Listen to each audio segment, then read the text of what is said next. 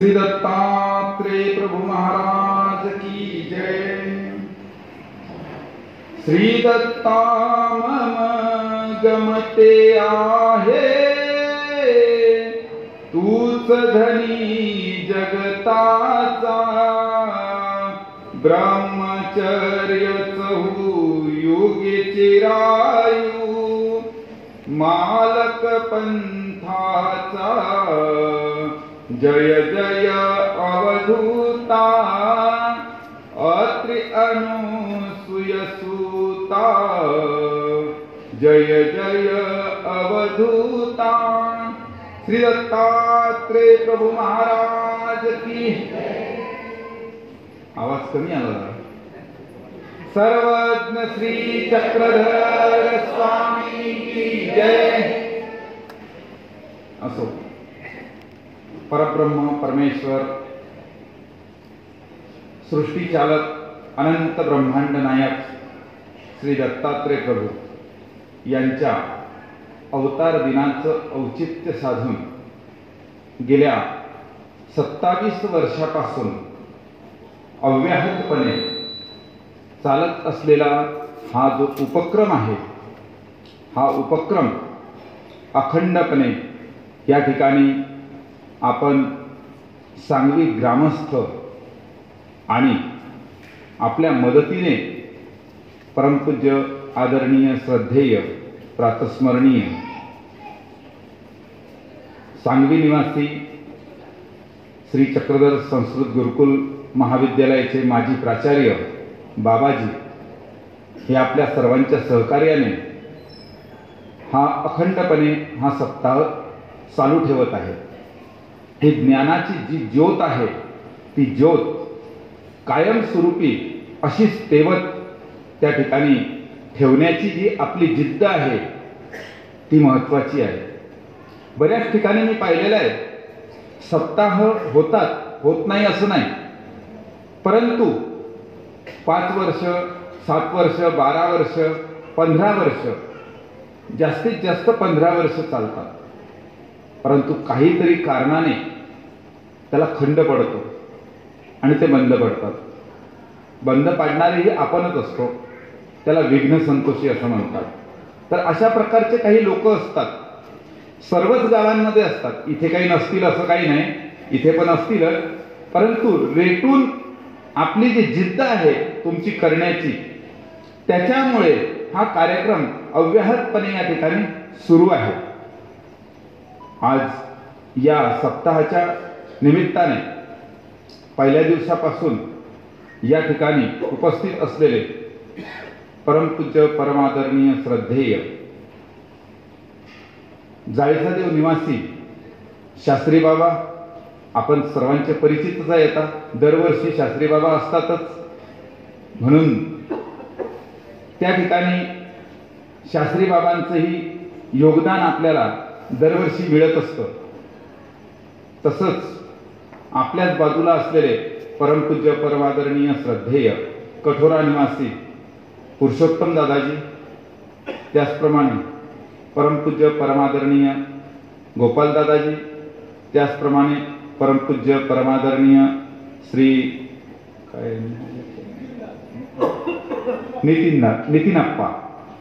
नितीनप्पा हे पण या ठिकाणी दरवर्षी असतात। अशा प्रकारे हे सर्व संत मंडळी, तसेच उपस्थित असलेल्या सर्व तपस्विनी माता भगिनी आणि अच्युत गोत्रीय सर्व वासनिक बंधू आणि भगिनींनो, परब्रह्म परमेश्वर साधनदाता सर्वज्ञ श्री चक्रधर स्वामींनी आपल्या या जीवांच्या उद्धारासाठी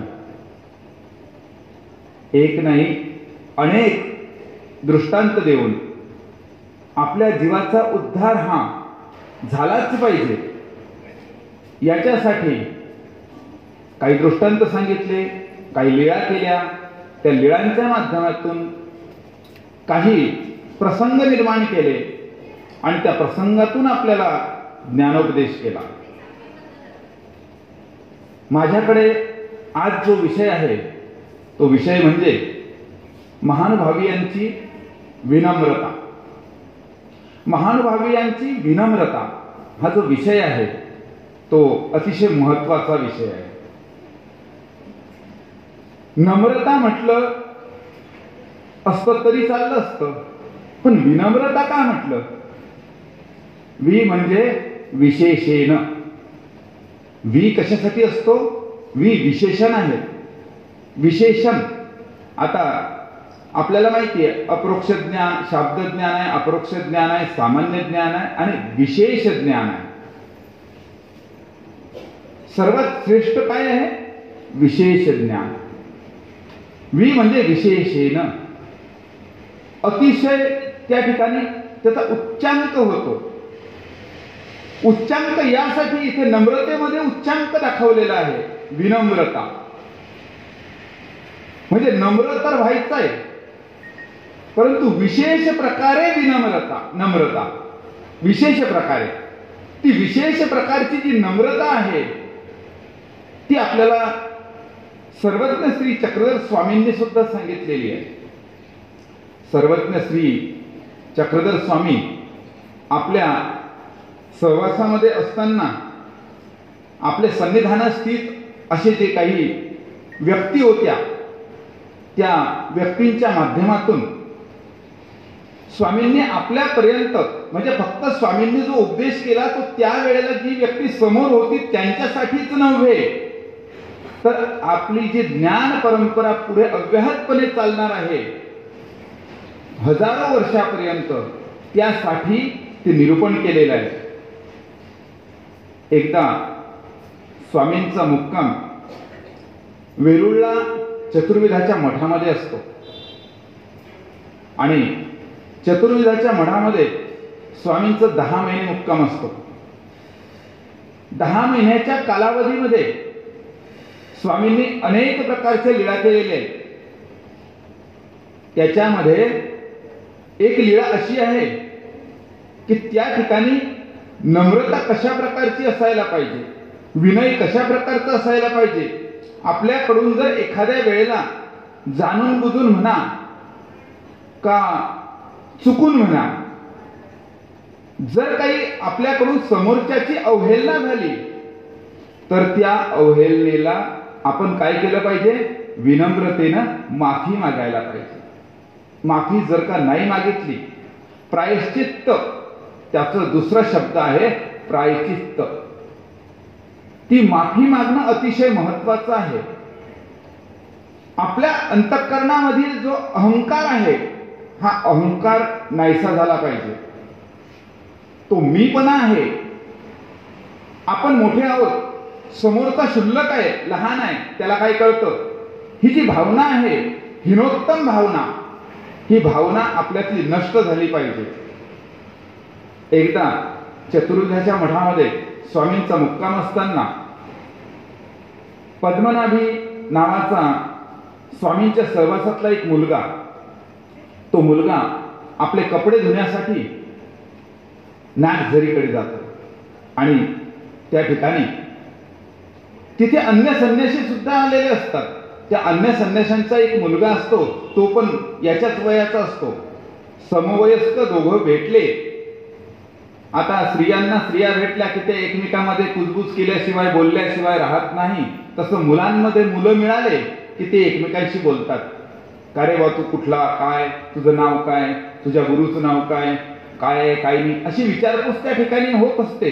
आणि त्याचप्रमाणे ह्या पद्मनाभीने सुद्धा त्या ठिकाणी त्याला विचारलं, तुझं नाव काय, तुझ्या गुरुचं नाव काय.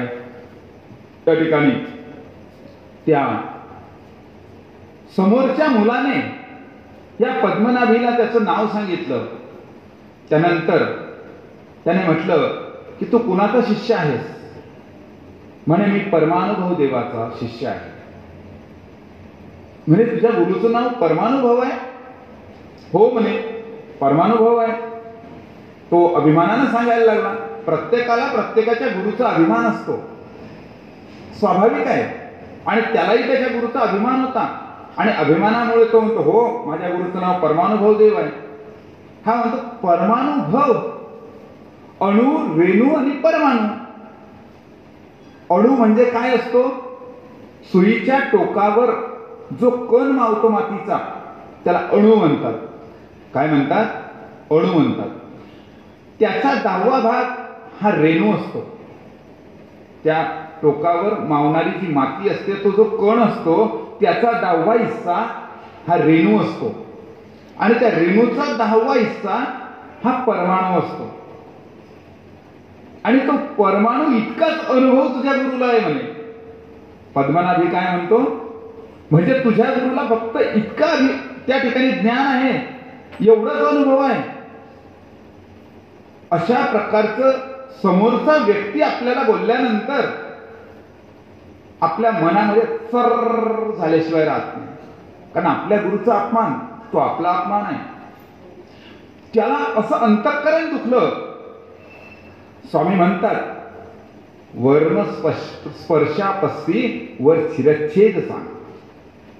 असं कुणाचा वर्मस्पर्श करणं, कुणाच्या अंतःकरणाला घाव लागेल, कुणाच्या अंतःकरणाला जखम होईल, अशा प्रकारचं आपण वागणूक करणे, अशा प्रकारचं वक्तव्य करणे, अशा प्रकारचं संभाषण करणे हे अतिशय चुकीचं आहे. त्याच्यापेक्षा एखाद्याचा शिरच्छेद केला ते बरं आहे. म्हणजे काय शिरच्छेद करायचा का? शिरच्छेद करायला नाही सांगितलं, परंतु याची महती सांगितलेली आहे. महती कशाची आहे? वर्मस्पर्शाची महती. म्हणजे हा एवढा मोठा आहे. वर्मस्पर्शाचा जो दोष आहे, अंतःकरण दुखावल्याचा जो दोष आहे, तो एवढा मोठा आहे की शिरच्छेदापेक्षाही तो दोष अतिशय मोठा आहे. अशा प्रकारचं अंतःकरण कुणाचं जाळून काढणे हे चुकीचं आहे. पण पद्मनाभीने ते केलेलं होतं. पद्मनाभीने असं केल्यानंतर त्याचं अंतःकरण दुखलं. दुखलेल्या अंतःकरणानं तो परत गेला आणि आपल्या गुरूंना सांगायला लागला की गुरुजी, आपल्या नावामध्ये काहीतरी बदल करायला पाहिजे. म्हणे काय रे वकाब्र, कशासाठी असं? म्हणे जर नाही बदल केला तर ते परमानुभव अशी या शब्दावरती कोटी होते. म्हणे काय कोटी केली? म्हणे तो श्री सांगदेव राऊळ स्वामींचा जो शिष्य आहे पद्मनाभी नावाचा, तो पद्मनाभी नावाचा शिष्य, त्याने मला नाव विचारलं, गुरुचं नाव विचारलं आणि त्याने सांगितलं, काय सांगितलं की तुमच्या गुरुला फक्त परमाणू इतकं अनुभव आहे. हे मला खूप खटकलेलं आहे म्हणे. त्याचे गुरुजी म्हणतात, बरं ठीक आहे, बघू आपण. इकडे पद्मनाभी स्वामींकडे येतात चतुर्वेदाच्या मठामध्ये. स्वामी बाईसांना म्हणतात, बाई कवाडे घाला, दरवाजा बंद करून घ्या, त्याला येऊ देऊ नका आतमध्ये. बाईसांनी दरवाजा बंद केला. मग दरवाजा बंद केला तितक्यामध्ये पद्मनाभी आला. तो दरवाजा वाजवायला लागला. स्वामींनी सांगितलं, अजिबात उघडायचा नाही दरवाजा.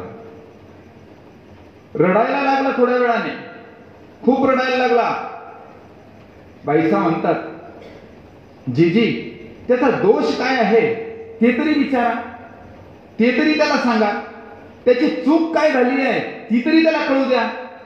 कारण चूक झाल्याशिवाय, कळाल्याशिवाय ती दुरुस्त करता येणार नाही. मग स्वामी म्हणतात की उघडा दरवाजा. दरवाजा उघडला.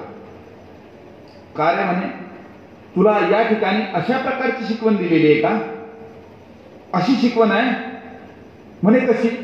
म्हणे अनेकाचं अंतःकरण दुखवायचं, त्याच्या वर्मस्पर्श काढायचा, अशा प्रकारची शिकवण ही आमच्यापासून मिळते का? म्हणे काय झालं?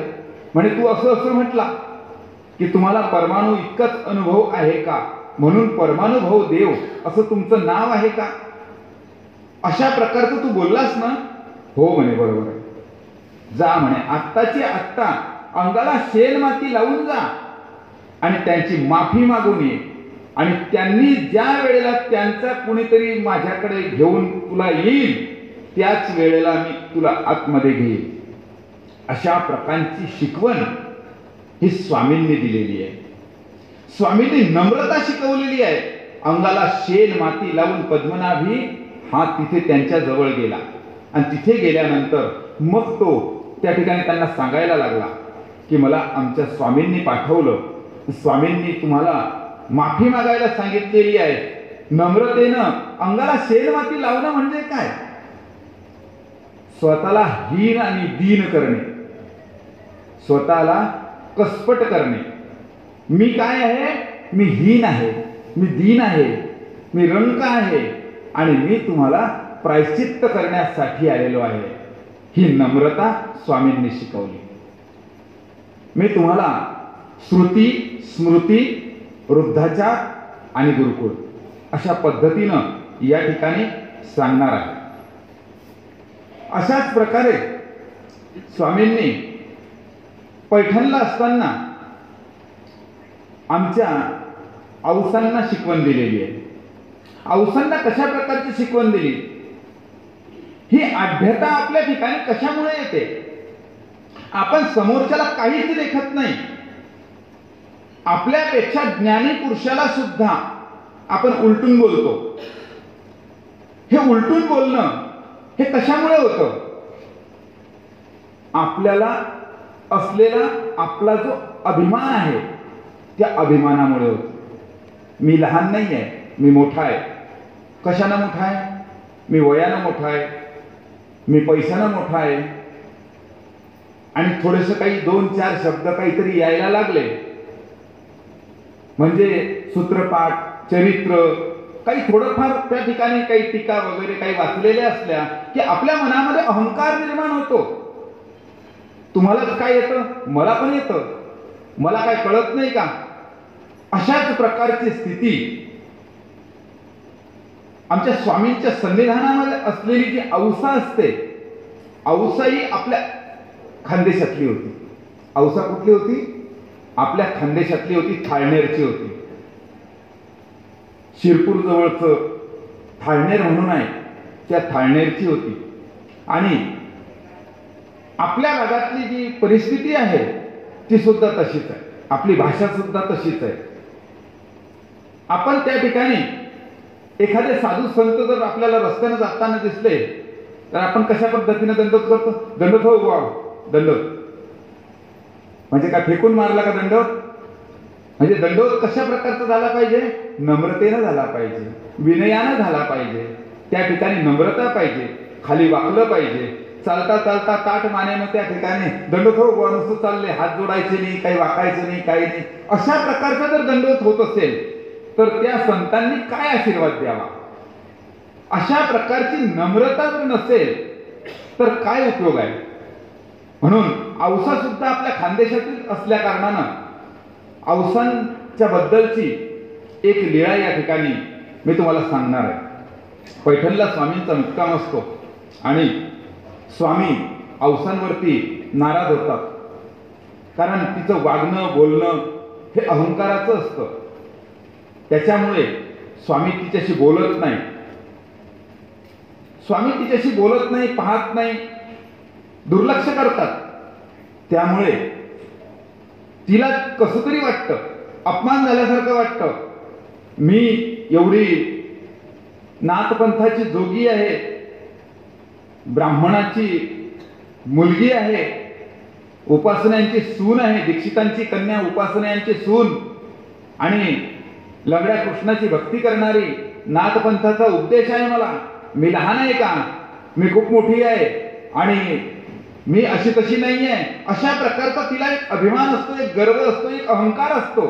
आणि त्या अहंकारामुळे ती स्वामींशी सुद्धा त्या पद्धतीने वागते. अखिल विश्वाचा मालक, अनंत ब्रह्मांडाचा नायक आणि त्या परमेश्वर आहे हे तिला कळतं सुद्धा आणि हे कळून सुद्धा ती तशा प्रकारे वागते. आणि मग स्वामी त्या ठिकाणी तिचं सहन करत नाही, तिच्याशी बोलत नाही. मग ती काय म्हणते? तिचा अहंकार तरी सुद्धा कमी होत नाही आणि मग ती म्हणते, घेईन आपला जोग आणि जाईल म्हणे. मी जाईल म्हणजे कुठे जाईल? आत्महत्या करून टाकेल म्हणे. मी काय करून टाकेल? कडबा कापतात तसा माझा देह कापून टाकेल, स्वतःला संपवून टाकेल, मी काहीतरी करून घेईल अशा उद्देशानं ती त्या ठिकाणून निघायचा प्रयत्न करत असते. स्वामींच्या ते लक्षात येतं. स्वामी सर्वज्ञ होते, सर्व जाणणारा तो सर्वज्ञ. तुमच्या अंतःकरणाचा ठाव घेणारा तो सर्वज्ञ, अंतःकरणाचा ठाव स्वामींना माहित होता. तिच्या मनामध्ये विचार आले की कडवाड पाडिये तैसा देह पाडी, असं तिच्या डोक्यामध्ये विचार येता बरोबर मग स्वामी समोर जातात आणि बोलतात की आऊ, असं तुमचं जे वागणं आहे हे अतिशय चुकीचं आहे, हिला उपदेश करणं गरजेचं आहे. आणि म्हणून स्वामींनी त्या ठिकाणी उपदेश करायचं ठरवलं. स्वामी त्यांना म्हणतात, अहंतेचे मूळ सकंदी उपडावे नायक.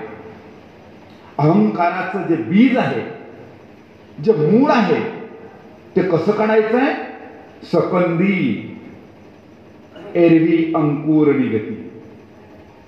अहंतेचे मूळ जे आहे ते कसं काढायला पाहिजे? फार मुळापासून काढायला पाहिजे, कंदापासून काढायला पाहिजे. जर वरच्यावर छाटून काढलं तर परत त्याला पालवी फुटते, अंकुर निघतात. अंकुर निघून परत आणखी ते प्रफुल्लित होतं आणि पूर्ण वृक्षामध्ये त्याचं पुन्हा रूपांतर होतं. म्हणून तो अंतःकरणातला जो अहंकाराचा जो कंद आहे तो पूर्णपणे त्या ठिकाणी काढून टाकायचा. एरवी अंकुर निघती. आणि नुसताच कंदासहित काढून टाकायचं नाहीये, त्या ठिकाणी सत्वस्थ होण्यासाठी मग शांतीचे रोप लावा. ते रोपट जोपर्यंत आपण शांतीचं लावणार नाही, आपल्या मनाच्या ठिकाणी जोपर्यंत सत्वस्थता येणार नाही, तोपर्यंत आपल्या जीवनामध्ये शांतता निर्माण होणार नाही. ती शांतता आपल्याला हवी आहे. आपल्याला मन जे आपलं अस्वस्थ झालेलं असतं ते फक्त आणि फक्त अहंकाराने झालेलं आहे. मी, माझं, सर्व त्या ठिकाणी हा जो अहंकार आहे त्या अहंकारामुळे आपण दुसऱ्याला कमी लेखत असतो. स्वतःचा मोठेपणा त्या ठिकाणी आपल्याला तो नडत असतो आणि तो स्वाभिमान असायला पाहिजे पण अभिमान असायला नको. माणसाने स्वाभिमानी असावं परंतु त्याचं रूपांतर अभिमानामध्ये नको. तो अभिमान कशाने येतो? तो अहंकाराने येतो आणि तो अहंकार स्वामींनी काढून टाकलेला आहे. ती अहंता म्हणजे अहंकार, त्या अहंकाराला संपवून टाकायचा आहे, त्याला शून्य करायचं आहे. त्याला शून्य केल्यानंतर त्या ठिकाणी आपण सत्वस्थ होऊ शकतो. शांतीचं रोप लावल्यानंतर त्या शांतीचं रोप आपल्याकडून जोपर्यंत लागत नाही तोपर्यंत आपण आपल्या जीवनामध्ये पुढे जाऊ शकत नाही. आणि आपल्याला आपल्या जीवनाचा, आपल्या आत्म्याचा जर का उद्धार करायचा असेल, आपल्याला जर का वर जायचं असेल तर आपल्याला त्या ठिकाणी नम्रता ही अतिशय महत्वाची आहे आणि ती विशेष प्रकारची नम्रता ही महत्वाची आहे. बघा, तुम्ही आपण एक साधं सोपं साधारण उदाहरण सांगतो तुम्हाला. आपल्याला एखाद्या टेकडीवर जायचं असेल, त्या टेकडीवर चढत असताना, एखाद्या टेकडीवर चढत असताना बघा, तुम्ही चढणारा प्रत्येक माणूस हा खाली झुकतोच. त्याला कमरेतून वाकावंच लागतं आणि जो वाकणार नाही तो चढू शकणार नाही. म्हणून जर का आपल्याला ऊर्ध्वगती करायची असेल तर आपल्याला काय करावं लागेल? आधी वाकावं लागेल. बघा, तुम्ही आपण प्रॅक्टिकली बघा, तुमच्या डोळ्यासमोर चित्र आणून बघा की आपल्याला जर पायरी सुद्धा चढायची असेल तर आपल्याला काय करावं लागतं? वाकावं लागतं. वर चढायचंय ना आपल्याला, वर जायचंय ना आपल्याला, ऊर्ध्वगती करायची आहे ना, आपल्या आत्म्याचा उद्धार करायचा आहे ना. आपल्या आत्म्याचा उद्धार हा आपणच करू शकतो. उद्धरित आत्मनी आत्मानं. म्हणून आपल्यामध्ये जो आपला बदल आहे तो आपल्याला स्वतःला करायचा आहे. मी कितीही सांगून या ठिकाणी 1-1.5 तास सांगेल, 2 तास सांगेल, परंतु त्या सांगितल्याचा जो परिणाम आहे तो होणार नाही. कुठपर्यंत होणार नाही? जोपर्यंत आपण जे कानाने ऐकलेलं आहे ते आपण अंतःकरणामध्ये जोपर्यंत उतरवणार नाही, ते आतमध्ये जोपर्यंत जाणार नाही, हृदयाला स्पर्श जोपर्यंत होणार नाही, ते हृदयाला स्पर्श झाल्यानंतर आपल्या कृतीतून तो बाहेर आला पाहिजे. त्याच वेळेला आपला उद्धार जो आहे हा उद्धार होऊ शकतो. म्हणून तुम्हाला प्रॅक्टिकल तेवढ्यासाठीच सांगितलं की वर कुठेही जा तुम्ही, जिना चढायचा असो का डोंगर चढायचा असो का काही चढायचं असेल, तुम्हाला जर वर जायचं असेल तर तुम्हाला निश्चितच झुकावं लागेल. जोपर्यंत झुकणार नाही तोपर्यंत वर जाणार नाही. जर बघा, तुम्ही खाली उतरताना बघा, आणि खाली ज्या वेळेला आपण उतरतो त्यावेळेला काय असतं? परिस्थिती आपली वाकतो का त्यावेळेला? त्यावेळेला कधीच वाकत नाही. आपण जर का ताठ असलो, नम्रता आपल्या ठिकाणी नसेल, लवचिकता आपल्यामध्ये नसेल, तर आपण कुठे जाऊ? कुठे जाणार आहे आपण? म्हणजेच आपण खाली उतरणार आहे. ती लवचिकता म्हणजेच वाकणे, विनम्रता. ही नम्रता आपल्यामध्ये नसेल तर आपण अधोगतीला जाऊ. मग आपल्याला वर जायचं आहे का खाली जायचं आहे हे कुणी ठरवायचं आहे? बंधुरात्मात मनस्तस्ते येनात नाही वात्मना जित अनात मनस्तु शत्रुत्व वर्तई तात्मैव शत्रुवत. आपल्या आत्म्याचा बंधू पण आपणच आहोत, मित्र पण आपणच आहोत आणि आपल्या आत्म्याचा शत्रू पण आपणच आहोत. आपल्याला आपला उद्धार करायचा आहे का आपल्याला आपला अधःपतन करायचं आहे, अधोगती करायची आहे? आपल्याला खाली जायचं आहे का वर जायचं आहे हे कुणी ठरवायचं आहे? आपण स्वतः ठरवायचं. कारण कृष्ण भगवंत म्हणतात उद्धरित आत्मनि आत्मानम. आपल्या आत्म्याचा उद्धार आपण स्वतःच करू शकतो, इतर दुसरा करू शकत नाही. घातल्या पाण्याने गंगाही वाहत नसते. कोणी कितीही डोस पाजले त्याचा परिणाम होत नाही, पण तो पाजलेला जो डोस आहे तो जर का आपण आपल्या जीवनामध्ये, प्रॅक्टिकल जीवनामध्ये जोपर्यंत उतरवत नाही तोपर्यंत त्याच्यावर परिणाम होत नाही. आणि म्हणून आपण आपल्या आत्म्याचा उद्धार हा स्वतःच करून घ्यायचा आहे. या ठिकाणी स्वामींनी आपल्याला जे सांगितलेलं आहे ते सांगत असताना स्वामी औसाला सांगतात. आपल्याला सांगायचं ते कुणाला सांगितलंय? औसाला सांगितलंय. स्वामी औसाला म्हणतात परमेश्वराची प्रवृत्ती भंगवून द्या. परमेश्वर जे आहेत, परमेश्वर म्हणजे साधनदाता परमेश्वर, त्या साधनदात्यानं आपल्याला जे नियम सांगून दिलेले आहेत, जे विधी सांगितलेले आहेत, त्या विधीप्रमाणेच आपण वागायला पाहिजे. आपण जर का त्या पद्धतीनं नाही वागलो आपलं अधःपतन झाल्याशिवाय राहणार नाही. म्हणून त्या परमेश्वराची जी प्रवृत्ती आहे त्या प्रवृत्तीला विखू होणं ते महत्वाचं आहे. म्हणून परमेश्वराची प्रवृत्ती भंगवून द्यावी.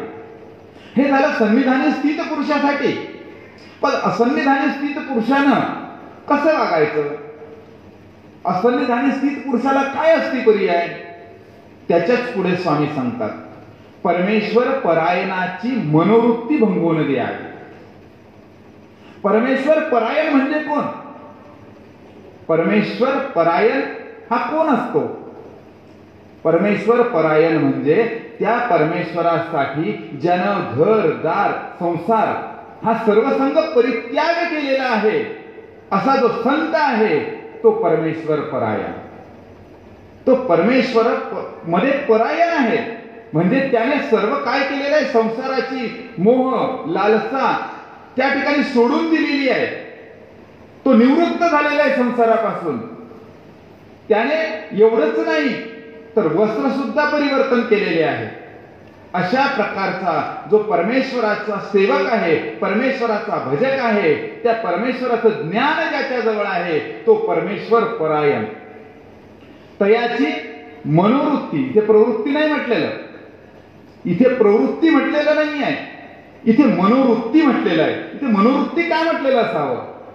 मनोवृत्ती यासाठी की त्याचं अंतःकरण दुखवायला नको, त्याचं मन दुखायला नको, त्याला आत्मक्लेश हा व्हायला नको. अशा प्रकारचा जो परमेश्वराचा तत्परायण ज्ञानीय आहे त्या ज्ञानीयाची मनोवृत्ती म्हणजेच त्याची मानसिकता ही भंग पावायला नको. अशा प्रकारचं आपण जर आपल्या जीवनामध्ये आचरण ठेवलं तर काय होईल? आपली ऊर्ध्वगतीकडे वाटचाल होईल. अशा प्रकारची ऊर्ध्वगती करून आपण त्या परमेश्वराचा जो मोक्ष आहे तो मोक्ष आपण प्राप्त करू शकू. अशाच प्रकारचं स्मृतीस्थळातलं एक उदाहरण तुम्हाला सांगणार आहे. आता भट्टोबासांचं देहावसान झालं. भट्टोबासांचं देहावसान झाल्यानंतर संपूर्ण मार्गमंडळी अतिशय दुःखामध्ये होते. अतिशय दुःखामध्ये असतानाच या ठिकाणी केशिराज व्यास आणि पंडित व्यास हे तिथे प्रमुख होते, अधिकार त्यांच्याकडे होते. कर्तव्य दक्ष पुरुष, व्यवहाराची समज असलेले अशा प्रकारचे केशिराज व्यास आणि पंडित व्यास हे दोघंची दोघं त्या ठिकाणी असताना महेश्वर पंडित म्हणजे आचार्यांचे पहिले चिरंजीव, ज्याला स्वामींनी गांगाईसा घेऊन आली होती स्वामींना भेटायला, त्यावेळेला स्वामींनी स्वामींच्या शर्टाचे अंगीचं त्याला शर्ट शिववलं होतं. अशा प्रकारचं भाग्य ज्याला लाभलेलं होतं की स्वामींचं सन्निधान लाभलेलं होतं आणि स्वामींचं शर्ट हे त्याच्या अंगावर त्याने कितीतरी दिवस त्या ठिकाणी वापरलेलं होतं. स्वामींचं वस्त्र आपल्याला नमस्कारायला मिळत नाही, त्याला अंगावरती परिधान करायला मिळालेलं होतं. परंतु जीवाने असे काही कर्म जोडून ठेवलेले असतात, उद्धटपणाचे, लोभाचे. संसारामध्ये लोभ, मोह, ममता ही अशाच प्रकारची आहे की त्याचे जे संस्कार आहेत ते संस्कारहीन होऊन जातात. महेश्वर पंडितांचं पण तेच झालं. याने पाहिलं आपले वडील वारले, आपल्या वडिलांजवळ 500 गुरुकुळ आहे आणि लोक त्या ठिकाणी यांना वेदवंती नागदेव म्हणायचे. भट्टोबासांना स्वामींपेक्षा जास्त प्रसिद्धी प्राप्त झालेली होती. स्वामींना जेवढी प्रसिद्धी नव्हती त्याच्यापेक्षा कितीतरी पटींनी अधिक प्रसिद्धी ही भट्टोबासांची होती. की भट्टोबासांचा आवाज ऐकला की रडणारं बाळ सुद्धा शांत होऊन जायचं. अशा प्रकारचा वेद आचार्यांच्या आवाजामध्ये होता, म्हणून त्यांना वेदवंती नागदेव असं म्हणायचे. आणि त्याच्यामुळे लोक त्यांना दान दक्षिणा हे भरपूर करायचे. त्यांची प्रॉपर्टी ही भरपूर त्या ठिकाणी धनद्रव्य हे जमलेलं होतं. आणि महेश्वर पंडिताच्या ते लक्षात आलं. महेश्वर पंडित म्हणायला लागला, माझे वडील सरले, त्यांच्या प्रॉपर्टीवर माझा हक्क आहे. आजच्या सारखीच परिस्थिती म्हणा ना. त्या ठिकाणी त्याची जे मोह आहे, लोभ आहे, हा त्या ठिकाणी जागृत झाला आणि ती संपत्ती इस्टेट हडप करण्यासाठी तो यांच्यापर्यंत येऊन पोहोचला. यांच्यापर्यंत आल्यानंतर केशिराज व्यासांनी आणि पंडित व्यासांनी समजावण्याचा प्रयत्न केला, सांगायचा प्रयत्न केला. काय सांगितलं त्यांनी? भट्टोबास हे निवृत्त झाल्यानंतर, संसारातून निवृत्त झाल्यानंतर मग हे द्रव्य प्राप्त झालेलं आहे. म्हणून हा जो पैसा आहे, ही जी प्रॉपर्टी आहे, ही जी संपत्ती आहे, ही निवृत्ताची आहे. आणि तू काय आहेस? तू संन्यासी नाहीस, तू गृहस्थाश्रमी आहे, तू प्रपंचातला आहे आणि तू प्रवृत्त मार्गीचा आहे. म्हणून निवृत्ताच्या प्रॉपर्टीवर प्रवृत्ताचा काही एक अधिकार नाही. अशा प्रकारचं समजावणीच्या सुरामध्ये त्यांना सांगायचा प्रयत्न केला. परंतु महेश्वर पंडित ऐकायला तयारच नव्हते. महेश्वर पंडित म्हणे, माझा हक्क आहे, माझा बाप होता, बापाच्या प्रॉपर्टीवर मुलाचा हक्क असतो एवढंच मला माहिती आहे. माझा बाप होता की नव्हता? हो म्हणे, तुझाच बाप होता, आम्ही थोडं नाही म्हणतोय. परंतु तुझा बाप असताना त्यावेळेची ही प्रॉपर्टी नाही, तुझ्या घरून त्यांनी ही प्रॉपर्टी आणलेली नाही आहे. ही प्रॉपर्टी त्यांना नंतर प्राप्त झालेली आहे, संन्यासाश्रमात आल्यानंतर प्राप्त झालेली आहे. म्हणून याच्यावर तुझा अधिकार नाही. तो ऐकायलाच तयार नाही. म्हणे, मी कोर्टामध्ये जाईल. आजच्या भाषेमध्ये सांगतो, त्यावेळेला कोर्ट नव्हते. त्यावेळेला नाशिकला, पैठणला, नांदेडला असे काही ठिकाणं होते की त्या ठिकाणी खटले चालायचे ह्या प्रॉपर्टीच्या वादाचे वगैरे. कारण त्यावेळेला एवढे खटले नव्हते, ठराविकच लोकांना ते खटले करायची गरज पडत होती. आजच्या सारख्या एवढ्या केसेस असत नव्हत्या. त्यावेळेला खूप मोजक्या केसेस असायच्या आणि निकालही लगेच लागायचा. पुढची तारीख पे तारीख, तारीख पे तारीख असं काही नव्हतं. आणि म्हणून ते म्हणायला लागले. मग त्यांना सांगितलं, हो ठीक आहे, चालेल, काही हरकत नाही, नाशिकला जा, त्र्यंबकला जा, तुम्ही पैठणला जा, नांदेडला चला, तुम्ही म्हणाल त्या ठिकाणी आम्ही यायला तयार आहे. केशिराज व्यास आणि पंडित व्यास यांनी मायंबास म्हणजे माईदेव भट्ट, त्यांचं माईदेव भट्ट अशा प्रकारचं नाव होतं. तर माईदेव भट्टांना सांगितलं की तुम्ही यांच्या सोबत जा, यांच्या सोबत जा आणि तिथे जे पंच आहेत ते महाजन लोक आहेत, महाजनांसमोर आपला खटला उभा करा आणि मग तिथे जो निकाल लागेल त्या निकालातून जयपत्र म्हणजे तुम्ही विजयी झालात अशा प्रकारचं राजपत्र आणल्याशिवाय परत येऊ नका. ठीक आहे म्हणे. दोघंही त्या ठिकाणी निघाले. महेश्वर पंडित आणि माईदेव भट्ट दोघंही रस्त्यानं दर त्या ठिकाणी गाव संध्याकाळ झाली म्हणजे मुक्काम करायचा, त्या ठिकाणी परत पुढच्या गावाला जायचं, असं मुक्काम करत करत हे चाललेले होते. पहिल्या गावाला त्या ठिकाणी मुक्काम झाला. मुक्कामाच्या ठिकाणी जिथे पोहोचले तिथे माईदेवांनी महेश्वर पंडितांचे पाय धुतले. बघा, आता हे संन्यासी होते, महेश्वर पंडित हे गृहस्थाश्रमी आहे, पण संन्याशाने महेश्वर पंडितांचे पाय धुतले आणि पाय धुतले. ते म्हणे नाही, माझ्या पायाला हात नका लावू तुम्ही, मला पाप लागताय म्हणे, असे माझे पाय धुवायचे नाही म्हणे. मग यांनी त्याचं कारण सांगितलं. तुम्हाला स्वामींचं सन्निधान होतं, स्वामींचा स्पर्श तुमच्या शरीराला झालेला आहे, तुम्ही स्वामींच्या मांडीवर बसलेले आहेत, स्वामींचे वस्त्र तुम्ही परिधान केलेले आहेत, म्हणून तुम्ही प्रसादवत आहात. ही तुमची सेवा नाही आहे, मी तुमचे पाय धुत नाही आहे, हे मी माझ्या स्वामींच्या प्रसादाचे पाय धुतो आहे. हा काय आहे, तुम्ही म्हणजे तुमचं शरीर जे आहे, तुम्हाला वाटत असेल की माझं शरीर आहे, परंतु हे तुमचं शरीर नाही आहे. हे काय आहे, हा स्वामींचा प्रसाद आहे आणि म्हणून मी याची सेवा करणार. झोपायला लागले की त्या ठिकाणी त्यांचे पाय चेपून द्यायचे, त्यांची श्रमनिवृत्ती करायचे. हे 1 दिवस झालं, 2 दिवस झालं, 3 दिवस झालं, 4 दिवस झाल्यानंतर मात्र महेश्वर पंडितांच्या डोक्यामध्ये फरक पडला, परिणाम झाला. त्यांचे जे पूर्वजन्माचे जे संस्कार आहेत ते जागृत झाले की नाही, आपण हे चुकीचं करतोय, आपण यांना विष पाजतोय, आपण यांची प्रॉपर्टी हडप करतोय, आपण यांचं धन द्रव्य हे मागण्याच्या मागे लागलेलो आहे, पण घेण्याच्या मागे लागलेलो आहे आणि हे आपल्याला देण्याच्या मागे लागलेले आहेत. हे मला देतायत, मी यांना विष देतोय आणि हे मला अमृत देतायत, मी यांच्याशी किती वाईट वागलेलो आहे. त्याच्या मनातला जो विवेक आहे तो विवेक जागृत झाला आणि तो विवेक जागृत जोपर्यंत आपला होत नाही तोपर्यंत आपल्याला चांगले विचार कधी सुचत नाही. आपल्या जीवाच्या ठिकाणी असलेली जी अधमती, अधगती, अधरती या मतीत्रयाने आपल्याला खाली जाण्याचे जे मार्ग आहे, अधोगतीला जाण्याचे जे मार्ग आहे, ते मार्ग आपले रस्ते आपोआप मोकळे असतात आणि खाली जायला काही वेळ लागत नाही.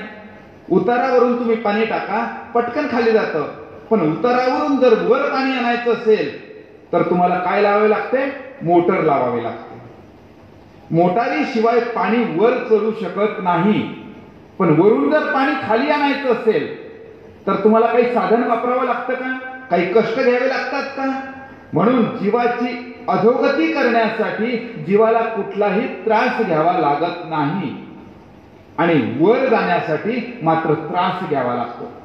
एक बादलीभर जरी पाणी न्यायचं असलं तर वर नेण्याला जो त्रास होतो तेच पाणी खाली आणण्यासाठी आपल्याला त्रास होत नाही. त्याचं कारणच ते आहे की जीवाची अधोगती व्हायला वेळ लागत नाही, ऊर्ध्वगतीला जाण्यासाठी वेळ लागत असतो. म्हणून 4 दिवसाची शुश्रूषा झाल्यानंतर मग त्यांचा विवेक जागृत झाला आणि तो विवेक जागृत झाल्यानंतर ते माईदेवाला म्हणतात की मी तुम्हाला विष होऊन प्रवर्तलो आणि तुम्ही मला अमृत होऊन प्रवर्तलात, माझी चूक झाली. हात जोडून नम्रपणे महेश्वर पंडित त्यांची माफी मागतात. ते म्हणे माफी अशी नाही, माफी मागून उपयोग नाही. आज तुमचा विवेक जागृत झाला आणि म्हणून तुम्ही म्हणाल की नाही तुमची प्रॉपर्टी नको मला. 4 दिवसानंतर पुन्हा आणखी तुमची अधमती, अधगती, अधरती, तुमच्या डोक्यातला किडा वळवळ करायला लागला की तुम्ही पुन्हा परत येणार आणि पुन्हा आपला हिस्सा मागणार, परत पुन्हा बेएकबे म्हणायचं नाही. आज आपण ज्या ठिकाणी आहोत इथेच कोणाकडे तरी आपण जाऊ आणि ते जयतपत्र आपण घेऊ आणि ते जयतपत्र घेतल्यानंतर त्याच्यावरती तुमची काय राहील, स्वाक्षरी राहील.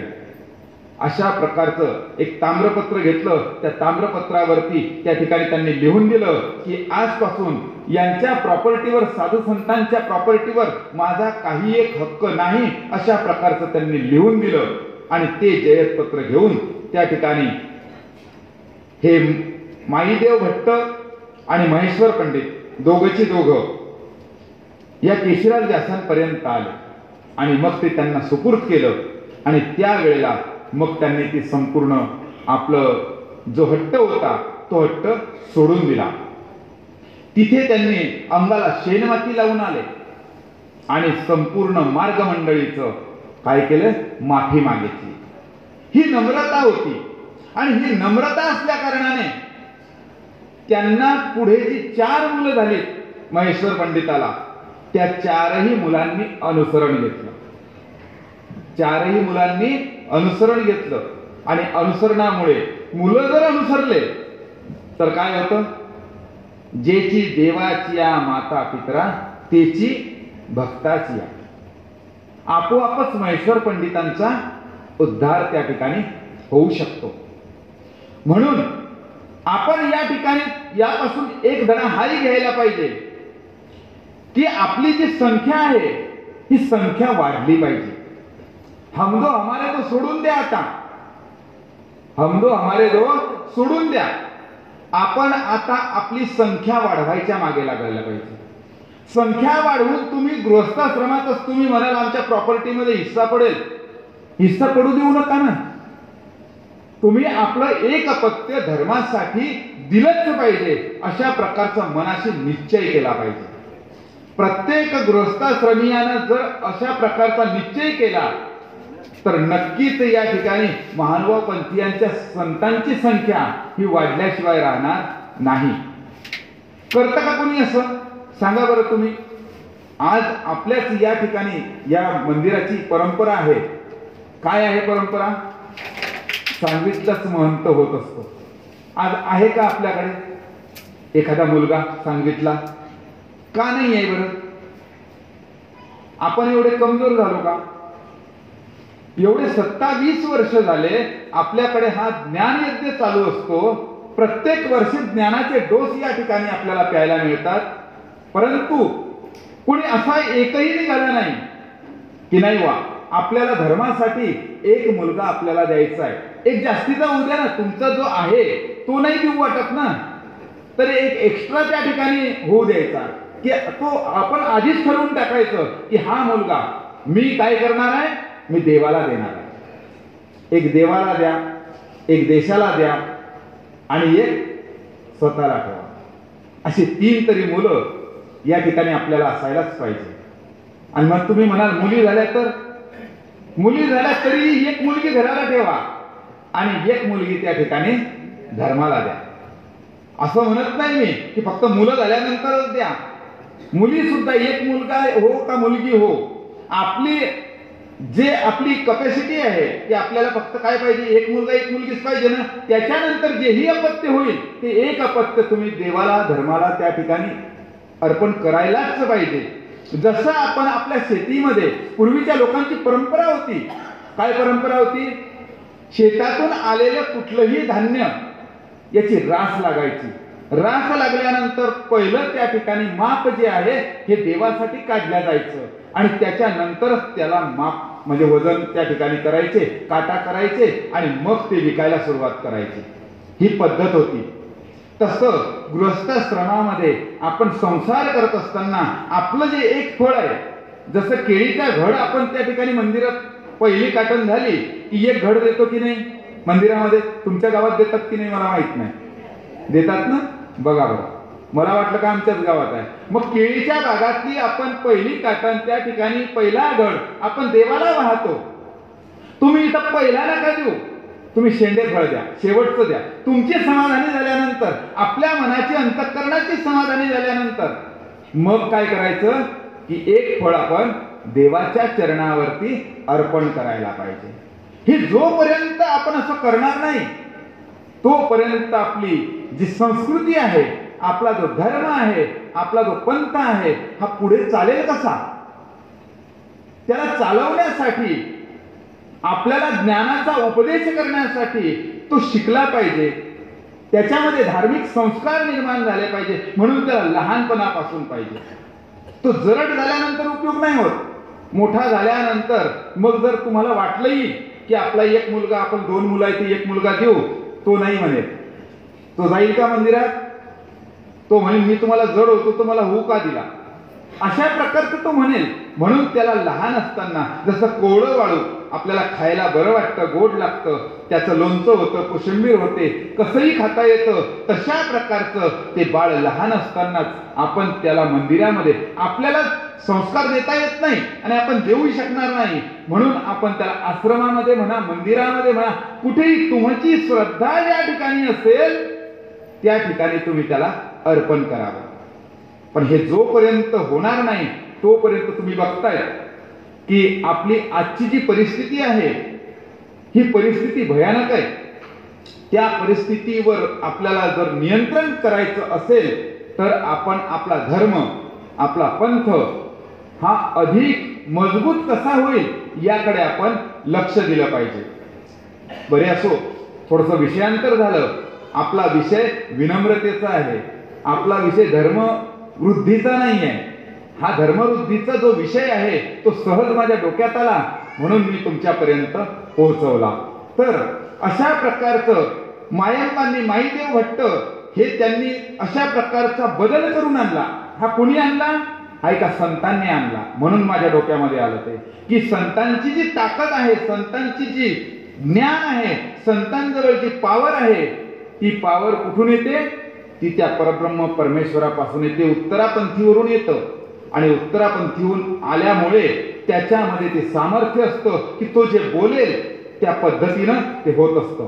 अशा प्रकारे झाल्यानंतर पुन्हा महेश्वर पंडित म्हणतात केशिराज व्यासांना की तुम्ही हे जे माझ्याकडून करून घेतलं हे तुम्ही नाही केलं, हे कोणी केलं? हे माईदेवाने केलं.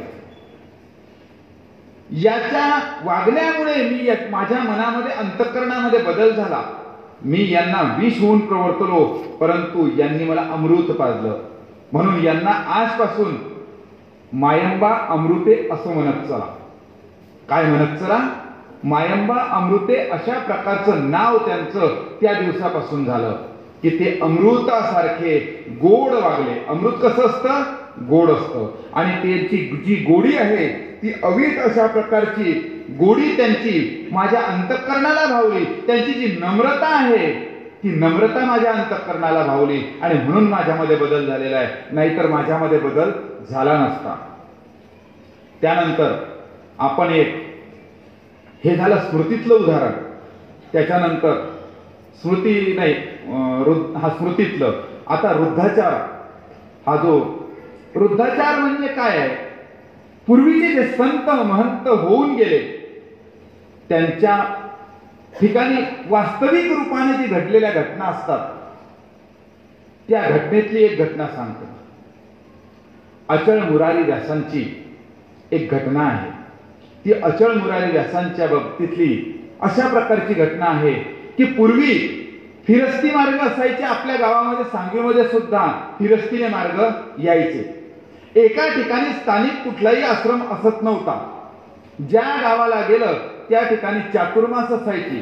चातुर्मास संपली, 4 महिने पावसाळ्याचे संपले की त्यानंतर मार्ग फिरस्तीला निघायचा. फिरस्तीला निघाल्यानंतर मग त्यांच्या ज्या देवपूजा वगैरे ते जिथे चातुर्मासीला असत होते त्या ठिकाणी ते सुरक्षित स्थळी आपला ज्या यजमानावरती विश्वास आहे अशा विश्वासाच्या व्यक्तीकडे ते सोपवून ते निघायचे. मग प्रवासामध्ये असताना थोडं फारकच घ्यायचं, जास्त घ्यायचं नाही. द्रव्य सुद्धा थोडंच घ्यायचं, जास्तीचं द्रव्य आपण सोबत घ्यायचं नाही, द्रव्य पण कमीच घ्यायचं. अशा प्रकारचा तो अचल मुरारी व्यासांचा जो मार्ग आहे हा चाललेला होता फिरस्तीक्रमाने. फिरस्तीक्रमाने असा मार्ग चालत असताना त्यांच्याच समवयस्क असे ओंकारवास धाराशिवकर यांचाही मार्ग 2-4 गावाच्या पलीकडे होता. आणि या ठिकाणी ज्या गावाला अचल मुरारी व्यास हे राहत होते त्या ठिकाणी काय झालं की तिथे एक त्यांचे जे यजमान होते त्या यजमान अतिशय श्रीमंत होते. त्या गावावरून त्यांचा मुक्काम हलवायचा होता आणि तो मुक्काम हलवायचा असताना त्यांना खूप रडू आलं की बाबा मी तुमची सेवा काहीच करू शकलो नाही, तर आता मला वाटतंय की बा आपलं पूजन अर्चन व्हावं, अष्टांग पूजन मला करायचं आहे. आणि म्हणून त्यांनी बाबांसाठी अचल मुरारी व्यासांसाठी एक 5 पायऱ्यांचं आसन बनवलं आणि आसन बनवल्यानंतर मग त्यांचं अष्टांग पूजन केलं. अष्टांग पूजन करत असताना एक रत्नगडीत सोन्याचा टिळा, रत्न लावलेला सोन्याचा टिळा हा त्या ठिकाणी त्यांच्या कपाळाला लावला. आजही आपण बघतो की जे पूजन करतो त्यावेळेला आपण संत महंतांना आचार्यांना तो सोन्याचा टिळा लावताना आपण बघत असतो कार्यक्रमांमध्ये. तर तशा प्रकारचं त्यांनी ते पूजन केलं. आता बाबांनी विचार केला की आता हे जे रत्न आहे, हे रत्नगडीत जो टिळा आहे हा जर प्रवासामध्ये कुठे जर पडून गेला, हा सांभाळणं कठीण आहे. द्रव्य सांभाळता येतं पण एकच वस्तू अनमोल किमतीची आहे, जास्त किमतीची आहे, तर ती पडून जाण्याची शक्यता असते. तिथून पुढच्या गावाला मुक्कामाला गेले आणि तिथं थांबले असताना त्यांनी आपले जे कारभारी दादा होते त्या कारभारी दादांना बोलवलं. म्हणे याचं आपण काय करून घेऊ, आपल्याला पुढच्या प्रवासामध्ये आपल्या खर्चासाठी याच्यात पैसा करून घेऊ, याला मोडून टाकू, या टिळ्याला मोडून टाकू, याचं द्रव्य घेऊ, आपल्याला परमार्गाच्या उपयोगाला लावता येईल. पण आपल्याला त्यातली माहिती कमी आहे. पाटलांनी आपल्याला सांगितलं की बुवा हे 1000 रुपयापर्यंत मोडल्या जाईल, परंतु आपल्याला तो जो सोनार आहे तो इतके पैसे देणार नाही. 2 गावं बाजूला ओंकारवास बाबा धाराशिवकर, त्यांना याच्यातली चांगली माहिती आहे, व्यवहार कुशल आहेत. तुम्ही त्यांच्याकडे 2 भिक्षुक पाठवा आणि त्यांना ते मोडायला सांगा आणि मग ते आणून तुम्हाला देऊन टाकतील. अशा प्रकारचं त्यांनी त्या कारभारी दादांना सांगितलं. कारभारी दादांनी त्यांच्या विश्वासातले 2 भिक्षुक त्या ठिकाणी बोलावले. त्यांचं नाव होतं संतोबा आणि राघोबा. अशा प्रकारचे संतोबा आणि राघोबा दोघांना बोलवलं आणि त्या दोघांच्या जवळ ते रत्न दिलं आणि ते मोडायला दिलं. ते मोडायला दिल्यानंतर मग ते त्या ठिकाणी ओंकारवासांकडे जातात. ओंकारवासांकडे गेल्यानंतर मग ते त्या जवाऱ्याकडे जातात. जवाऱ्याकडून बरोबर 1000 रुपये त्याचे येतात. 1000 रुपये घेतात आणि ते या संतोबाकडे देऊन टाकतात. संतोबा त्या ठिकाणी रस्त्याने येताना त्यांची थोडीशी नियत बदलते. संतोबाच्या मनामध्ये जो कुविचार आहे तो कुविचार जागृत होतो. 1000 रुपयामधून जसं 100-100च्या नोटा आहेत तर 300 रुपये 3 नोटा बाजूला करून घ्यायच्या आणि 7 नोटा द्यायच्या, असा विचार त्यांच्या डोक्यात आला. आणि त्यांनी काय केलं की राघोबाच्या नकळत, राघोबाला काहीच माहित नाही किती पैसे आले आणि किती दिले हे काही माहिती नाही, 700 रुपये तिकडून आले असं यांनी राघोबाला सांगून टाकलं आणि 300 रुपये आपल्या जवळ ठेवून घेतले आणि बाबांजवळ येऊन 700 रुपये देऊन टाकले. एवढे आले म्हणे. खरं म्हणे हे 700 आले, याचे तर 1000 येणार होते. यांच्या मनामध्ये ओंकार बाबांविषयी विष निर्माण झाला. मन कलुषित झालं. अत्यंत प्रेम होतं एकमेकांचं, एकमेकांवरती विश्वास होता, परंतु विश्वास बुडाला. मला वाटत नव्हतं बाबा असं करतील म्हणून, पण जाऊ द्या, काहीच बोलले नाही. त्या गावावरून दुसऱ्या गावाला गेले, दुसऱ्या गावावरून तिसऱ्या गावाला गेले. प्रत्येक वेळेला असं व्हायचं की महिन्या 15 दिवसातून यांच्याकडचा एक भिक्षुक बाबांकडे जायचा, ओंकार बाबांकडे जायचा, तिकडचा भिक्षुक इकडे यायचा. परंतु ही गोष्ट झाल्या कारणाने यांचा भिक्षुक तिकडे गेला नाही आणि त्यांचाही भिक्षुक काही इकडे आला नाही. जवळजवळ 6 महिन्याचा कालावधी निघून गेला. 6 महिन्याचा कालावधी निघून गेल्यानंतर एका ठिकाणी असं झालं की त्याच गावामध्ये गावाच्या पूर्व बाजूला अचळ मुरारी व्यासांचा मार्ग त्या ठिकाणी उतरला आणि गावाच्या पश्चिम बाजूला ओंकार बाबा धाराशिवकर यांचा मार्ग उतरला. दोघाही मार्ग मिळे त्याच गावामध्ये त्या ठिकाणी मुक्काम करत करत पोहोचले. दोघांच्याही त्या ठिकाणी दळणासाठी तपस्विनी आया दोघांच्याही आश्रमातल्या गावामध्ये दळण घेऊन गेल्या. दळण घेऊन गेल्यानंतर एकाच घरी त्या 2 बाया आणि ह्या 2 बाया दळण दळायसाठी गेल्या. दळण दळायचं तुम्हाला पूर्वी माहित होतं. पूर्वीच्या काळामध्ये काय होतं की त्या ठिकाणी दळण कशावर दळायला लागायचं, जात्यावरती. आणि जात्यावरती दळण बिना आवाजाने होत होतं का? काय व्हायचा आवाज? ओवीच्या माध्यमातून आवाज यायचा. ओवी कशी असायची ती? बापाला भावाला गुरुम गुरुम अशा प्रकारचं ते जात चालायचं. आणि माझ्या भावाच्या वाड्याला सोन्याचं कुलूप गुरुम गुरुम अशा प्रकारचं ते ओवी असायची बायांची. ही गृहस्थश्रमी बायांची असायची. परंतु या ठिकाणी या साध्वींनी दोघींनी एकमेकांना दंडवत केला. मन कलुषित होते. संपूर्ण मार्गांमध्ये माहिती झालेलं होतं. यांच्याही मार्गामध्ये असं झालेलं होतं की त्यांच्याकडचं कोणी आपल्याकडे येत नाही आहे. यांच्या मार्गामध्ये असं होतं की यांच्या बाबांनी 300 रुपये पचवले. अशा प्रकारची दोघांच्याही मार्गमंडळींचं मन कलुषित झालेली होती. पण त्याचा स्फोट काही झालेला नव्हता.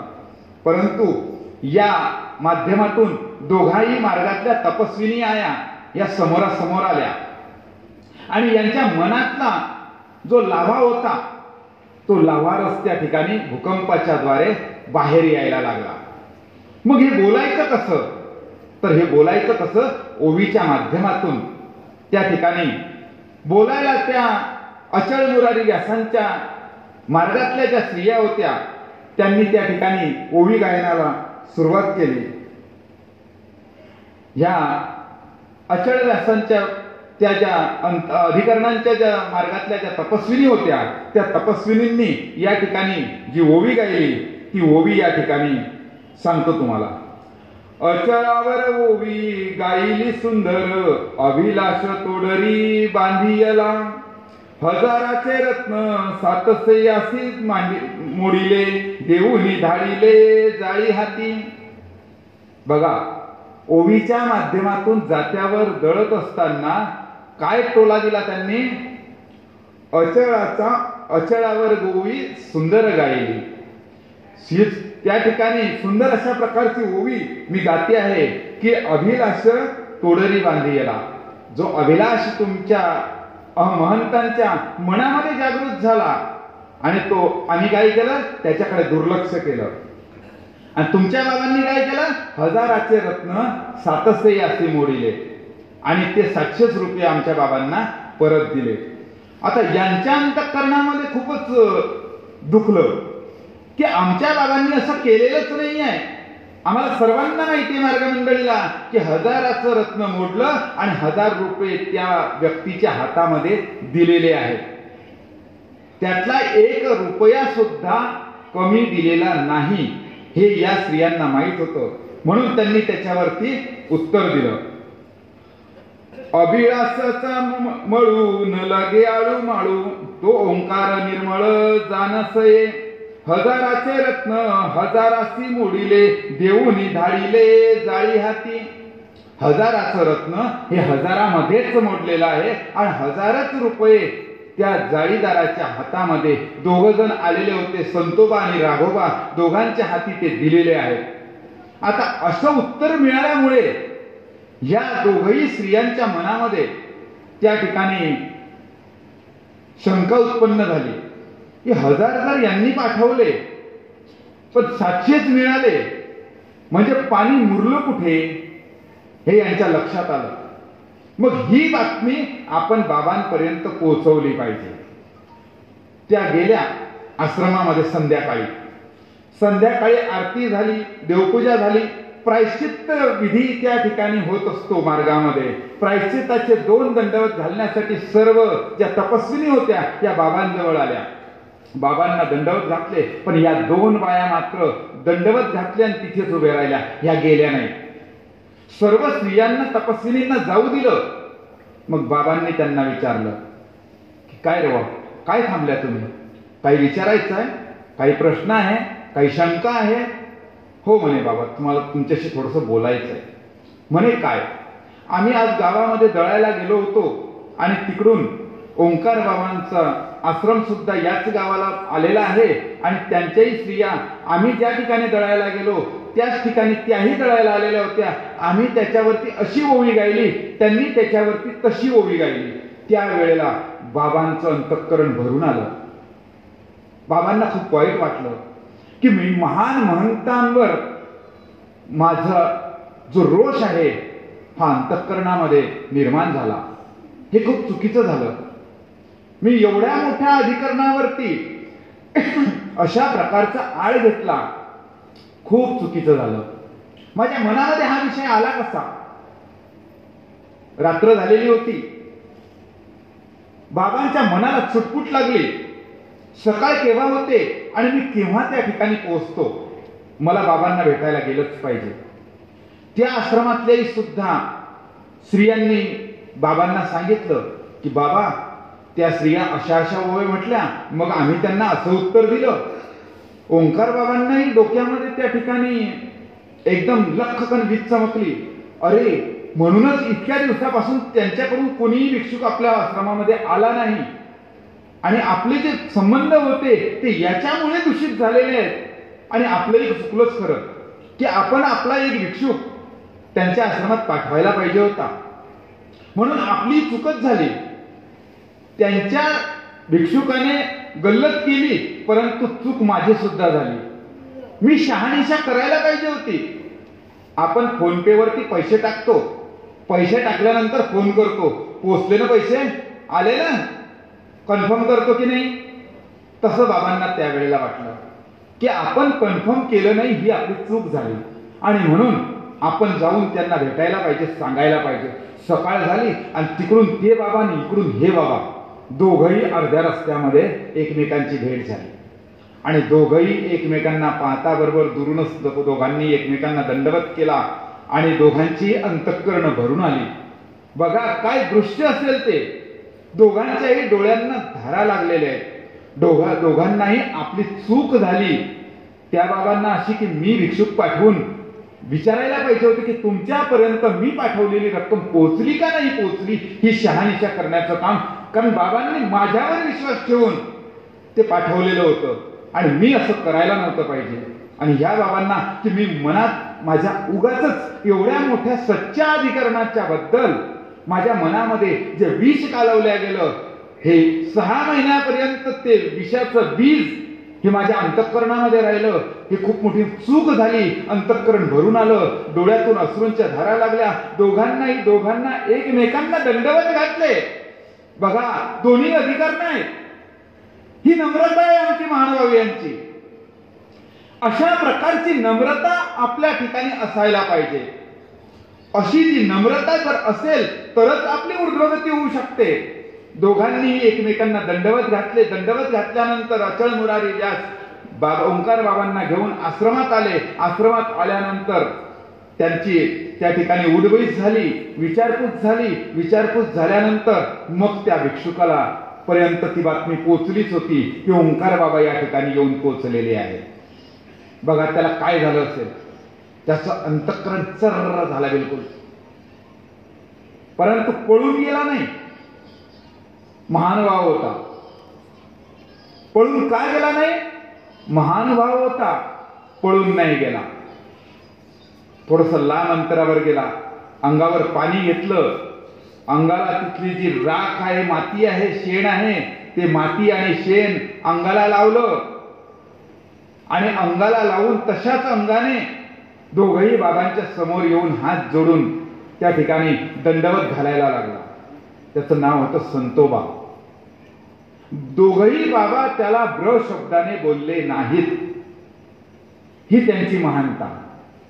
याने याच्या जवळचे असलेले जे 300 रुपये काढले होते ते 300 रुपये काहीही न बोलता त्या ठिकाणी काढून दिले आणि काढून दिल्यानंतर सांगितलं, बाबा मी खूप चुकलोय, मी खूप मोठा गुन्हा केलेला आहे, डोळ्यातून गंगा जमुना वाहत आहेत, अंतःकरण भरून आलेलं आहे, अंतःकरण पूर्ण त्या ठिकाणी हेलावून काढणारा अशा प्रकारचा प्रसंग निर्माण झालेला आहे.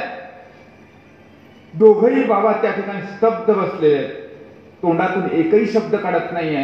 हा ढसा रडतोय, दंडवता मागे दंडवत घालतोय आणि प्रायश्चित्त त्या ठिकाणी करतोय. ही नम्रता. अशा प्रकारची जर नम्रता आपल्या ठिकाणी असेल, आपल्या अंतःकरणामध्ये असेल, तरच आपण या ठिकाणी त्या परमेश्वरांच्या परमपदापर्यंत जो मोक्ष आहे तो मोक्ष असा तसा मिळत नाही.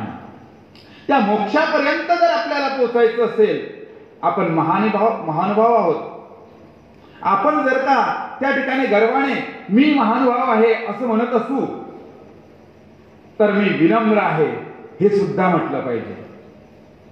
जोपर्यंत माझ्यामध्ये ती नम्रता येणार नाही, जोपर्यंत मी वाकणार नाही, मी विनम्र होणार नाही, नुसती नम्रताच नाही तर इथे काय पाहिजे, विनम्रता पाहिजे. ती विनम्रता जोपर्यंत आपल्याला येणार नाही तोपर्यंत आपण परमेश्वराच्या परमपदापर्यंत पोहोचणार नाही. यायचं बस.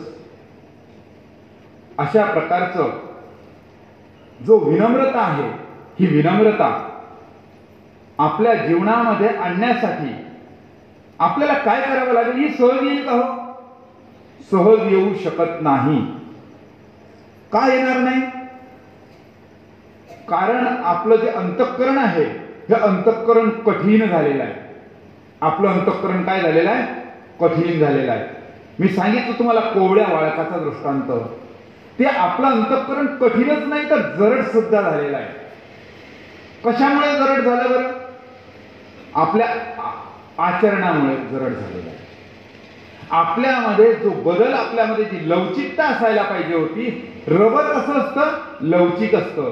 त्या रबराप्रमाणे आपल्यामध्ये लवचिकता असायला पाहिजे होती. ती लवचिकता, ते आईल संपलेलं आहे. बघा, दरवाजाला जे बिजागरा असतो, त्या बिजागराचं जे आईल आहे ते आईल संपलं की दरवाजा वाजायला लागतो. आपल्या घरामध्ये सुद्धा, आपल्या घरामध्ये आवाज यायला केव्हा लागतो? आपल्यातलं तेल संपलं, पती पत्नी मधलं म्हणा, का ननद भावजायामधलं म्हणा, का देराणी जेठाणी मधलं म्हणा, का सासू सुनामधलं म्हणा, आपलं तेल संपलं की मग आवाज यायला लागतो. तेल म्हणजे काय? तेल म्हणजे स्नेह, तेल म्हणजे प्रेम. ते जे प्रेम आहे ना, हे प्रेमाचा ओलावा जोपर्यंत आपल्यामध्ये आहे, मग इथे कोणतं प्रेम पाहिजे आहे? इथे आपलं धर्मावर असणारं जे प्रेम आहे, धर्माबद्दल असणारी आपली जी आस्तिकता आहे, धर्माबद्दलची आपली जी विनयशीलता आहे, जी विनम्रता आहे, ही आपली संपत चाललेली आहे. ती कमी कमी होत चाललेली आहे. आणि ती कमी झाल्या कारणानं आपल्याला अंतःकरण कठीण झालेलं आहे. आणि अंतःकरण कठीण झालेलं असल्या कारणानं आपल्यामधली जी नम्रता आहे, जो लवचिकपणा आहे, तो लवचिकपणा कमी झालेला आहे. बघा, डॉक्टर लोक पण सांगतात, कंबर का दुखते, गुडघे का दुखतात? त्याच्यातलं आईल संपलेलं आहे म्हणतात, त्याच्यामुळे ते दुखतं. त्याच्यातली गादी काय झालेली आहे? फाटली आहे, ती घासल्या गेली आहे. म्हणजे आपलंही काहीतरी पंथाविषयीच जी नम्रता आहे, जी शिथिलता आहे, ती संपलेली आहे. आणि त्याच्यामुळे आपल्यातला जो विनय आहे, जो विनम्रपणा आहे, हा विनम्रपणा संपलेला आहे. म्हणून आज आपण अशा प्रकारचा या ठिकाणाहून संकल्प घेऊन जाऊया की आपण आपल्यामध्ये जी नम्रता आहे, जी विनम्रता आहे, ही अधिकाधिक आपल्या अंतःकरणामध्ये उतरवण्याचा प्रयत्न करीन. अशा प्रकारचा मानसिक संकल्प, याच्यासाठी पाणी घेऊन संकल्प सोडायची गरज नाही. आपल्या मनाच्या ठिकाणी असा संकल्प करायचा की मी आजपासून माझ्या जीवनामध्ये बदल करणार आहे.